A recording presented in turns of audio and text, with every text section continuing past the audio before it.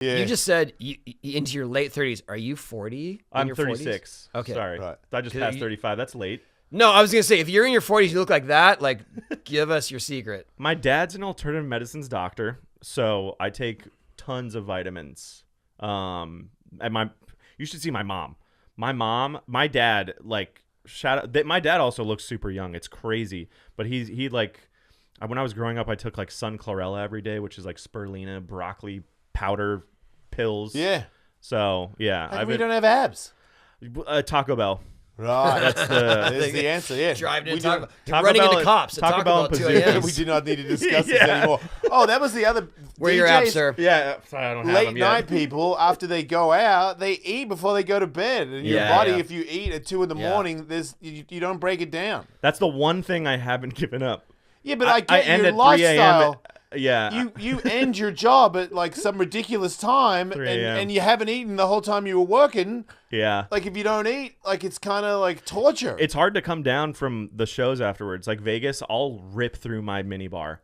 It's also paid for, so I'm like, I need to eat this. Are you more focused on doing live shows or putting out music? It goes back and forth because there's certain times where like you've put out a lot of music and you're just kind of sick of being in the studio and you just want to go and play all that new music. Then you get sick of all the new music. Then you want to go back and make more. And so it's like this ebb and flow of making and how's DJing. the timeline on that? Like how many months or weeks or years or? It depends. Like there could be a song that you make in a day and it's just that good. And then there's songs where you can just toil on them for ages. Do you like to release more like a collection, like an album, or do you like to release singles one at a time? I think more so singles. I just released an album, and that was super fun to do. But I think singles, especially with just how people ingest music right now on want Spotify. new stuff. Yeah, there's just so much stuff for people to go through, and it's hard to look at an album, even for myself now, because I come from going to Virgin Records and just like looking at. I remember I was just looking. I bought a Jack Johnson CD by accident just because I thought the cover looked good. Yeah, and I put it on in my car, and I was like, "This sucks." Yeah, turned it off. Good call. If anyone likes Jack Johnson, I'm sorry. But yeah, I was like, oh, okay. And then he got big, and I was like, oh, I had that guy's CD one time. That was cool. Each to their own, you know? To each their own. Yeah, if you're trying to chill. He's a far cry from Dillinger's Escape Plan. Yeah, so exactly. I was very much like, I wanted to rage. It's a different, Yeah, that was a great Do you know Dillinger? Oh, Escape yeah. Plan? Yeah. No, they're like one of the only, like, to me, newer metal bands that I was like, oh, wow, they're doing their own thing because it's so hard.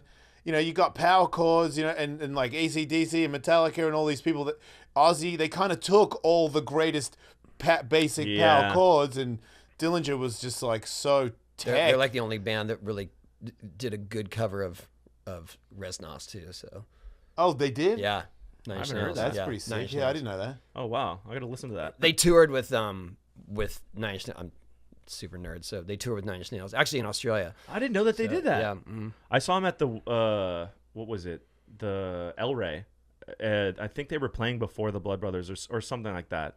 But man, I was obsessed with the Blood Brothers. I used to go to every single one of their concerts and pit. Funny story. There was this girl that was into the Blood Brothers. I wasn't even into any of that style of music yet. I think I was just listening to like, you know, probably Jack Johnson. Yeah. Without knowing it. Without knowing I was listening to Jack Johnson. But my friend Dean, he's like, yo, you should come to this Blood Brothers show. I'm going with her and like you can talk to her.